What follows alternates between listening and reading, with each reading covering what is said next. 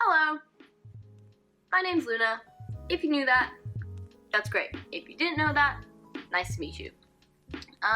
This is my first YouTube video, so I don't really know how to do this. I really don't know how to talk to a camera, and it's really frustrating. But I'm trying because I've already been filming for 10 minutes, and this might be the only part that I use from this clip. So, about a year ago, I got to go to Moscow for 6 weeks to study Russian language and ballet at the Bolshoi Ballet Academy. This was made possible through the Bolshoi Ballet Academy's Summer Intensive and their partnership with the National Security Language Initiative for Youth, or NSLI-Y.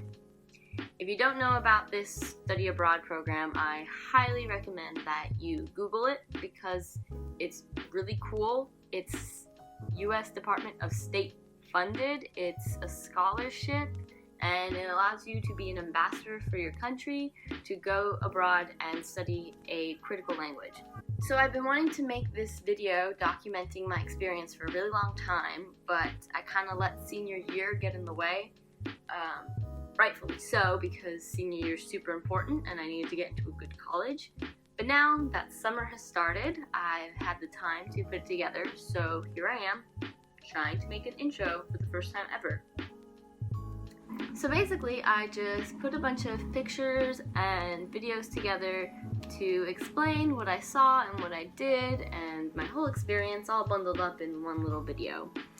Before the video starts, I would just like to put a disclaimer saying that I know the voiceovers suck, but I did it unscripted because I didn't want to spend too much time making a script, because then I would just be too focused on what I say and spend too much time on that, and the video would never get done. So please excuse my terrible choice of adjectives. It's just not good. Also, the one girl that you will probably see me with the most, that is Bridget. Hey Bridget, I hope you're watching this video. Anyway, we had the same host family for the entire duration of the program, so all of the host outing trips that I have pictures of myself in, Bridget's in them as well, because we were partners. So, yeah. Without further ado, here's the video. Woo.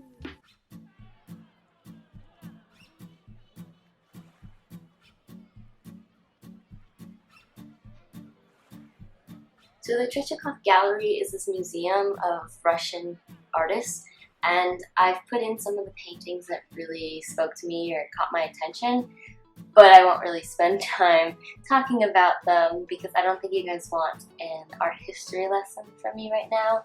But it was a really interesting place to go to see famous Russian artists and paintings, and we only spent about an hour there, but it was really impactful and it was very enjoyable.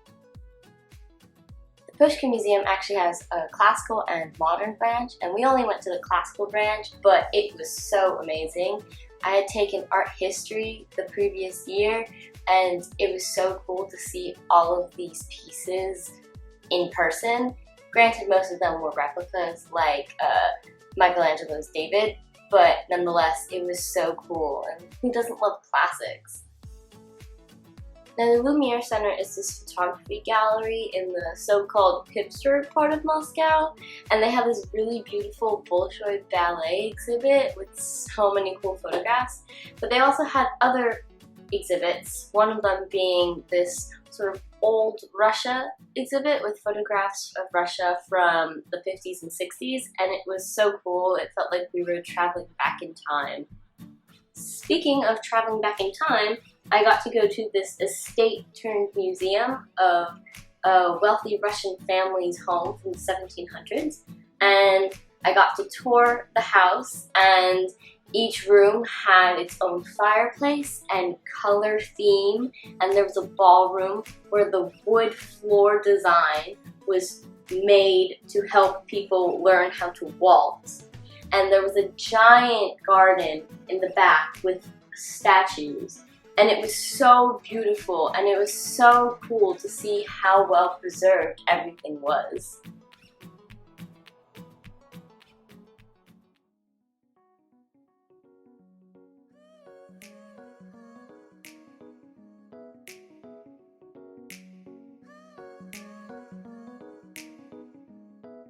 I also got to see some beautiful churches and a weirdly large number of bridges, but I also got to see Moscow State University, one of 7 Stalin's teeth, and they were buildings that Stalin had built during his reign to show the world how powerful he was. And they all look the same, and they're all scattered around Moscow, but now they all serve different purposes. I also got to pet a lucky dog at one of the metro stations, and let me tell you, I could spend a whole video talking about the Moscow metro stations because they are all so beautiful and so unique. It was like walking into a museum. Now this is GUM. It is a mall that's located within Red Square, and it was built in the 1920s, so it has this beautiful interior, and it's so amazing. Except for the fact the only thing I could afford to buy was ice cream because all the stores in the mall are super upscale and bougie, like Louis Vuitton and Gucci. Another really cool place was this toy store, and let me tell you, FAO Schwarz is nothing when compared to this place. On the first floor they had back-to-school clothes for little kids, and on the third floor they had a whole movie theater. You could even go on the roof and look at the Moscow skyline.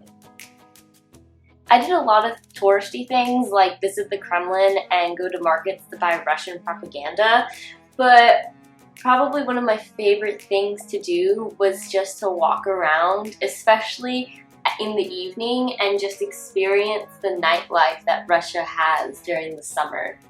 I guess what I'm saying is that I enjoyed people watching the most.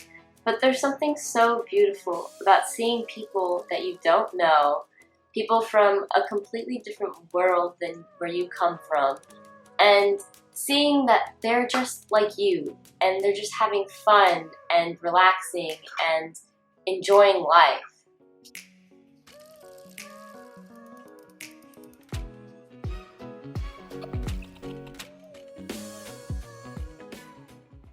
Now, one of my favorite host family outings was going to the family dacha for a weekend. And a dacha is basically a summer home that many Russian families have. And this was honestly one of the most inspiring times while I was in Russia. I actually wrote a poem about this weekend, and it was really cheesy because I felt like a poet in the Romantic era writing about how powerful nature is. But it was so breathtaking, and we did so many cool things like make jam and cake and pick berries, and the power even went out the first night when we were playing board games. But it was so special to experience this like I was really part of my host family's home. They really made me feel like I was a part of their family, and it was just so special. I couldn't leave out the Russian Culture Festival that I went to. There was a big stage where people danced Russian folk dances and sang Russian songs, and on 2 separate occasions people came up to ask me to take a picture for them, so it was really cool to pass off as a native. And there was also a honey festival in the same area where you got to taste all these different types of honey, and I don't know how much you guys know about honey, but there are so many different flavors, and they're all so different and so amazing. It was just one of my other favorite weekends.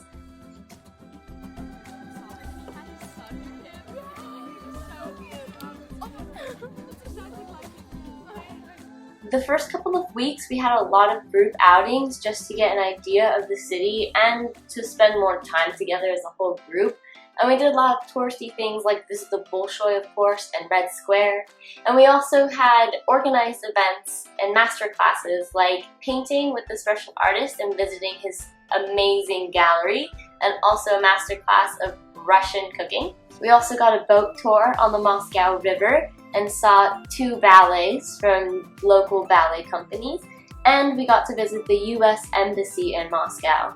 But we did lots of things like go out to eat and shop, and it was such a great time getting to know these girls, and all of them are so amazing and kind, and they made this experience just that much more wonderful.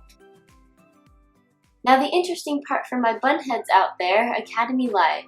So adjusting to living at the Bolshoi Academy wasn't that bad, and that's mostly because we were only taking class with ourselves, so we were only surrounded by Americans besides our pianist and teachers, and there weren't any actual students there from the academy to intimidate us, and as long as you could get over the really gross toilets, dorm life wasn't that bad either. So we would start our mornings with breakfast and have technique for an hour and 45 minutes, followed by either rep, character, or gymnastics, and those alternated. And dancing in these studios was an absolute dream come true. I actually really liked the raked floors, and the studios are just so beautiful. It was so special, and I felt so lucky to be there, even just for that short amount of time. So after lunch, then we would go to our academic class and take 4 hours of Russian language with 2 15-minute breaks. And after that, we were free to do whatever we pleased, whether it was to go out or just hang in the academy. And while I enjoyed exploring Moscow during my free time, I truly loved spending time with these girls in the dorms, doing homework late at night in the lounge and celebrating birthdays together on a ping pong table. It was just an amazing experience, and I don't really want this to get too sappy, but I really just have to give these girls the credit that they deserve in making this such a memorable experience. Literally everything I got to do in Moscow made me so happy, except for the last day of classes. It was such a hard goodbye after having become so accustomed to this schedule, to be able to dance every day in these beautiful studios with such talented teachers. It was so sad. But we had an end of program celebration where we demonstrated class and showed our variations and performed our coda finale all together. And afterwards, we took a lot of pictures and got our certificates stating that we completed the program.